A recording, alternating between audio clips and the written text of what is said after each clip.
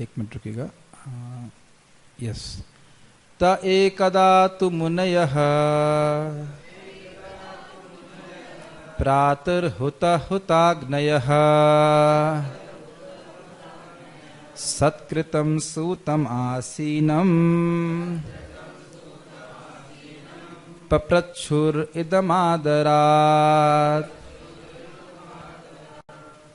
अब कथा आगे प्रश्न ये हो रहा है कि पहला मतलब बात क्या हो रही है, उस पर चर्चा हो रहा है। ठीक है।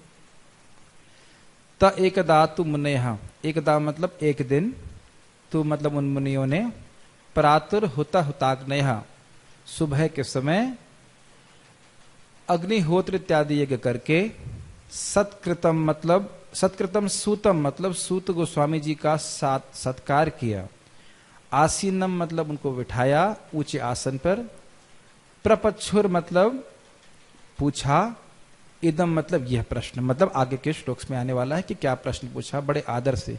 अब देखिए इससे भी बहुत कुछ सीखना चाहिए। श्रीमद् भागवतम की क्लास में कक्षा में प्रश्न पूछने का और सदाचार क्या है देख लेना चाहिए। कभी कभी लोग प्रश्न करते, स्वामी जी, महाराज बोलते स्वामी जी हमारे पास टाइम नहीं है लेकिन एक प्रश्न है हमारा। तो यह कोई तरीका नहीं है श्रीमद् भगवान की जिज्ञासा को प्रस्तुत करने का। तो आप देख रहे हैं। हाँ, एक और बात है कि अग्निहोत्र यज्ञ इत्यादि संपन्न कर लिए, मतलब अब ये नहीं है कि प्रश्न का जब जवाब नहीं लगे सूत को समय, अरे रुकिए भैया थोड़ा अग्नि में हम शांत करते, सारा कार्य से निवृत्त होकर के अब वह भगवान से कथा को सुन रहे हैं। ये बहुत इंपॉर्टेंट है कि कई बार लोग कथा में स्मार्टफोन चलाते रहते हैं और टेक्सटिंग चलती रहती है और बीच बीच में कुछ कथा भी आ रही है, कथा का अनादर है। तो ऐसा नहीं करना चाहिए। या छोटे बच्चों को ले आए और बच्चा रो ही रहा है, बाकी सारे लोग डिस्टर्ब हो रहे हैं, तो ये सब नहीं करना चाहिए कोई। या फिर बच्चे खेलते रहते हैं, मैं नाम नहीं देखते हैं, बच्चे खेल रहे हैं भागवत कक्षा में, मेरे को क्लास देना होता है तो मैं डांट देता हूँ, भाई बच्चों को खेलना है तो आप बच्चों को बाहर ले जाइए। ये बहुत सीरियस बात है ना, बहुत सीरियस इश्यूज है, इसको करना चाहिए। तो ये तो स्पष्ट है, इस पर कुछ समझाना नहीं है। प्रभुपाद जी इस पे अच्छा बोलते हैं कि सुबह का समय, जहां तक मैं समझता हूं उसमें लिखा है, हाँ, प्रभुपाद जी ने एक बात बोली है कि भागवत के वक्ता को सम्मान देना चाहिए और उसे थोड़ा ऊंचा आसन दे करके बिठाना चाहिए, इससे सम्मान प्रदर्शित होता है। एक बात इस संबंध में महाराज जोक करते हैं कि एक बार एक पंडित जी थे, उन्हें कुछ बोलना था तो आसन ऊंचा नहीं था तो कंडे रखे होते और उसके ऊपर जो अपना आसन बिछाकर बैठ गए। तो बोले कि वहां क्यों बैठे, कहते हैं उच्च आसन से पंडित था, जो पंडित है वह उच्च आसन में बैठता है। ठीक है, थोड़ा ऊंचा आसन रहने का अर्थ है कि हम सम्मान कर रहे हैं उनका, ऐसे। ठीक है।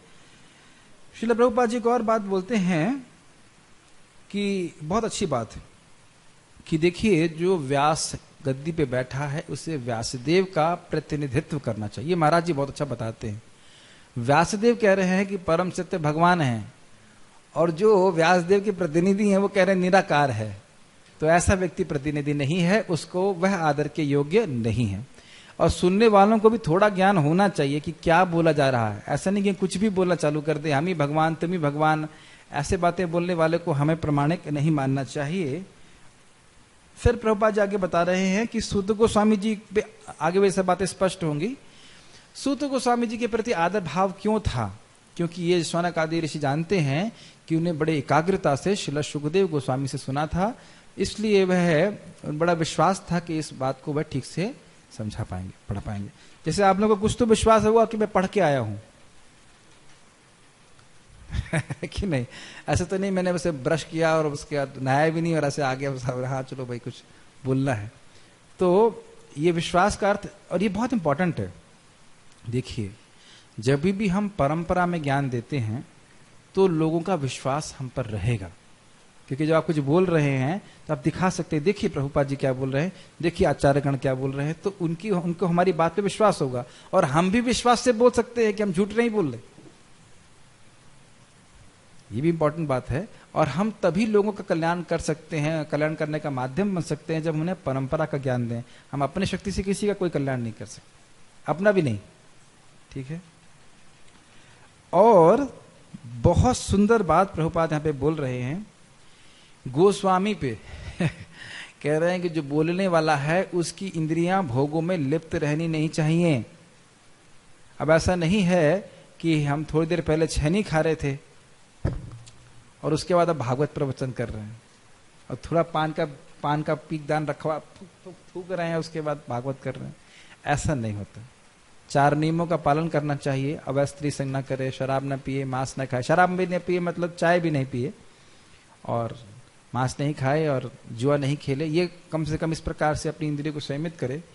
और दूसरी बहुत महत्वपूर्ण है, वो से परंपरा में ज्ञान प्राप्त करना चाहिए। देखिए, भगवान के बारे में मैं डायरेक्ट नहीं जानता, कभी कोई बोले कैसे जानते हो, तो हम परंपरा में ज्ञान प्राप्त करते हैं। जैसे प्रभुपाद जी से एक बार किसी ने पूछा कि भगवान कैसे हैं, तो प्रभुपाद जी तुरंत ब्रह्म संहिता से बोलने लगे, वेणुम क्वणंतम इत्यादि। तो करे ये तो आप शास्त्र से बोल रहे हैं। तो प्रभुपाद जी बोले क्या न्यूज़पेपर से बोलूं? बताइए।